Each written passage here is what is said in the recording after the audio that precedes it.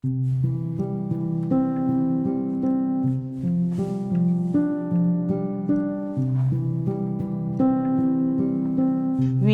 didn't really know of other families with special needs children with special needs, because we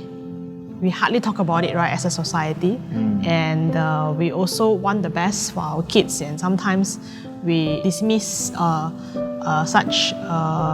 conditions as, maybe a phase that the children are going through. I mean, we started off that way, thinking that maybe this is just a phase, maybe him, being overactive, or, being overly focused on or fixated on certain things is just a phase of his childhood. That was tough, we couldn't quite find a reference point, or we couldn't quite have personal discussions with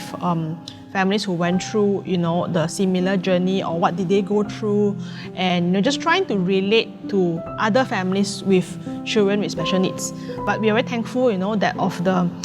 community that we are in church, and also the children go to children's church, and the teachers and the people who know us, even the adults and the young families, those that were close to us were very supportive, and they were very understanding, as well as we ourselves, were trying to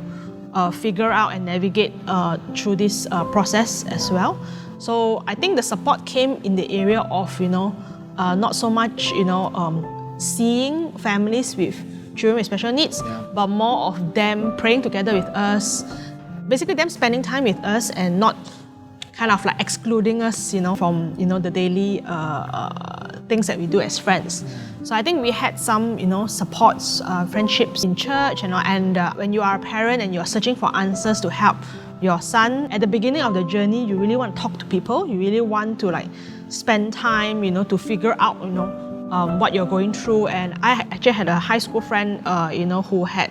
a child with special needs as well. I knew of it because, she also spoke about it on her social media, not very openly, not as an advocate, but just sharing her life journey. And when I found out that she also had a daughter with special needs, I immediately kind of reached out to say, hey,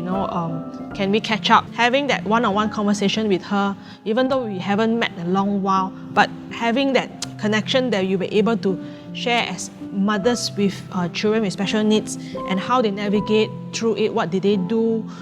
asking those very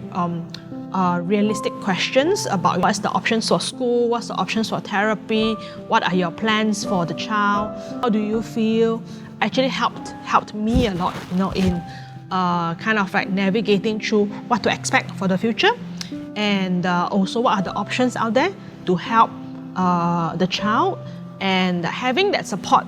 even though it was kind of a not an everyday thing, but at least being able to reach out to someone who's gone through something similar to what you're going through is very, very helpful. But then we realized also that,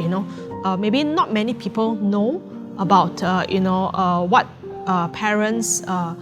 with children with special needs go through, or even what the child with special needs go through, and how they need to adapt to, school, making new friends, learning academically, thriving in, communications, and being, as part of community. We kind of, came to a place whereby we wanted to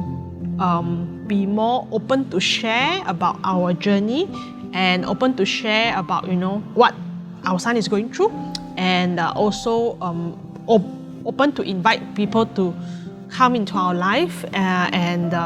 have a little bit more understanding, and empathy, towards helping them to understand